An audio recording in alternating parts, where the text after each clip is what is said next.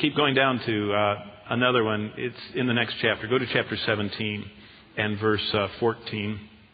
Because the seventh lesson we're going to see this morning real quickly is this. Even when David's situation looked hopelessly impossible, God was managing everything. Do you remember that little prayer that David offered in chapter 15? He said, turn the counsel of Ahithophel into foolishness. Well, look at the answer to that prayer in 2 Samuel 17:14.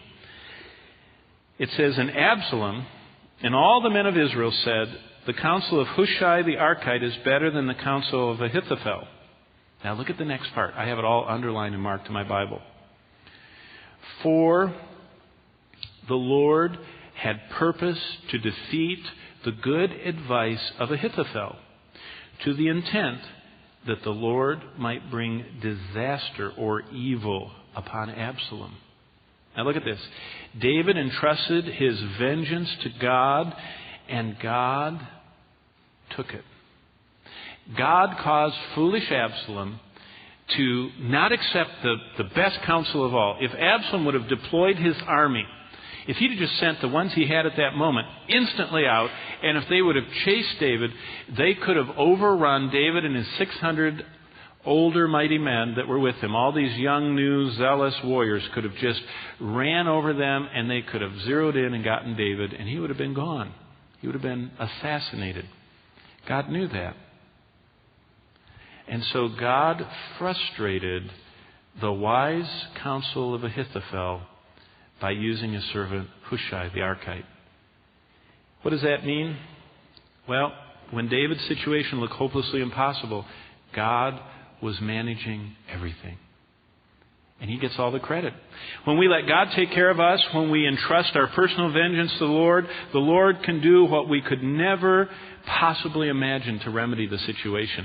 That's why it says in the Bible, vengeance is mine, saith the Lord, Hebrews 10:30. We should allow the Lord to recompense our enemies. David had many enemies, many adversaries, but he let the Lord deal with all of them. That's why he was undefeated. David never, ever took a battle on his own. Except one. There wasn't even a battle. It was a small temptation he allowed to get out of hand and overwhelmed him. And we know that story. But every other battle, David entrusted to the Lord. And he always won. We'll go to verse 27 of 2 Samuel 17. Here's the last one. 2 Samuel 17:27. At just the exact moment God planned, all of David's needs are met. Verse 27. Now it happened. I love that. It's kind of like, just happened, you know. Oh, what a coincidence.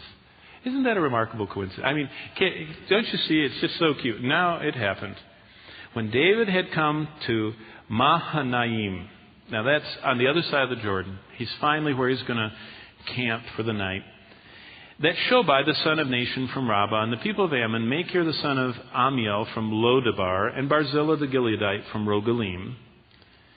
You got to read that for devotions, right? That's a great tongue twister, okay? Verse 28, brought beds and basins and earthen vessels and wheat and barley and flour and parched grain and beans and lentils and parched seeds.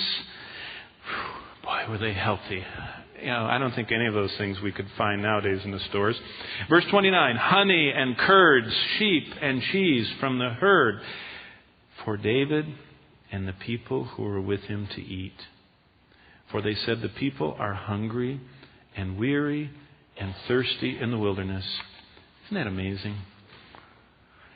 Just at the right time. I mean, if they would have come with all that stuff on the top of the Mount of Olives, how would they have carried it all? And they might have dropped it when they got angry at Shimei cussing them out. I mean, and if they'd have got it on this side of the Jordan, they couldn't have got it across the Jordan. I mean, isn't God's timing perfect? And at just the exact moment God planned, every need David had was met. That is just such a beautiful little section. God works behind the scenes in the heart of people to provide just what David needed to continue on. So a servant of the Lord must always entrust his personal needs to the Lord.